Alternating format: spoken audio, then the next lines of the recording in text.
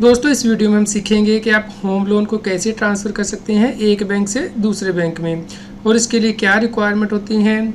CA Satbir Singh YouTube channel पे आपका स्वागत है। लोन से रिलेटेड रेगुलर अपडेट के लिए आप हमारे यूट्यूब चैनल को सब्सक्राइब कर लें और आप हमें व्हाट्सएप चैनल और Telegram channel CA Satbir Singh tax heal पे भी सब्सक्राइब कर लें। लिंक वीडियो के डिस्क्रिप्शन में भी दिया गया है, कमेंट में पिन किया गया है, ताकि आपको लोन से रिलेटेड रेगुलर अपडेट आपके मोबाइल पर ही मिलते रहें। सबसे पहले समझ लेते हैं कि आपको होम लोन को ट्रांसफ़र करने की आवश्यकता क्यों पड़ती है एक बैंक से दूसरे बैंक में और इसका क्या मतलब होता है। होम लोन ट्रांसफ़र का मतलब है कि यदि आपका कोई आउटस्टैंडिंग लोन का बैलेंस है जो कि आपको बैंक को या लेंडर को पे करना है, तो आप दूसरे बैंक में स्विच कर लेते हैं, ट्रांसफ़र कर लेते हैं, ताकि आपको कम इंटरेस्ट देना पड़े या फिर अच्छी टर्म्स मिल सकें। इसके अलावा आपको ये भी ध्यान रखना है कि होम लोन ट्रांसफ़र करने के लिए मिनिमम टाइम लिमिट होती है।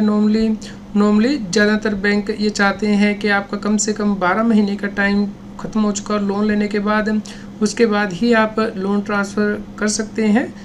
होम लोन ट्रांसफ़र करने के बहुत से बेनिफिट भी होते हैं, जैसे कि आपका लो इंटरेस्ट रेट, यानी कि जिस बैंक में आप लोन ट्रांसफ़र करना चाहते हैं वो आपको कम इंटरेस्ट रेट चार्ज करता है, जिसकी वजह से कि आपकी जो मंथली EMIs हैं वो रिड्यूस हो जाती हैं।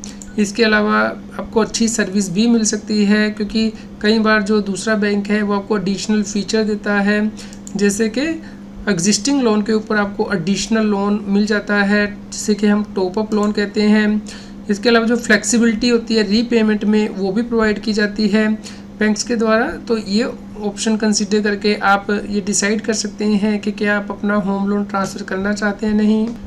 होम लोन ट्रांसफ़र करने से पहले नॉर्मली बैंक जो है वो एलिजिबिलिटी क्राइटेरिया चेक करते हैं, जैसे कि स्टेबल एम्प्लॉयमेंट है, क्या व्यक्ति कंसिस्टेंट एम्प्लॉयमेंट में है और उसे रेगुलर सोर्स ऑफ इनकम आ रही है।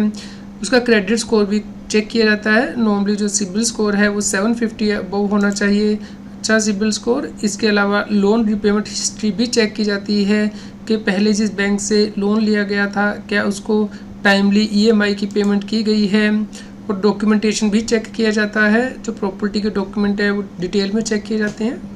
अब समझ लेते हैं कि लोन ट्रांसफ़र करने के लिए आपको कौन से डॉक्यूमेंट चाहिए। इसके लिए आपको आइडेंटिटी प्रूफ के डॉक्यूमेंट देने होते हैं, जैसे कि अपना पैन कार्ड, आधार कार्ड, पासपोर्ट, एड्रेस प्रूफ के डॉक्यूमेंट जैसे कि अपना इलेक्ट्रिसिटी बिल या पासपोर्ट, इनकम प्रूफ जैसे कि अपनी salary slips, bank statement, income tax returns. इसके अलावा आपका जहाँ पे लोन चल रहा है वहाँ के डॉक्यूमेंट जैसे कि sanction letter, loan statement extra, और प्रॉपर्टी डॉक्यूमेंट जैसे कि title deed, property tax receipt extra. तो समझ लेते हैं कि एक बैंक से दूसरे बैंक में लोन ट्रांसफ़र करने के लिए क्या प्रोसीजर होता है। सबसे पहले तो आपको करंट लोन बैलेंस की जो स्टेटमेंट है वो ले लेनी है अपने एग्जिस्टिंग बैंक से। उसके बाद आपको ऑफ़र को कंपेयर करना है कि नया बैंक आपको क्या इंटरेस्ट रेट दे रहा है और जो अभी का बैंक था उसने क्या इंटरेस्ट रेट दिया है और दूसरी टर्म्स एंड कंडीशन क्या है। उसके बाद आपको ट्रांसफ़र के लिए अप्लाई करना है, यानी कि नए बैंक के पास एप्लीकेशन सबमिट करनी होती है।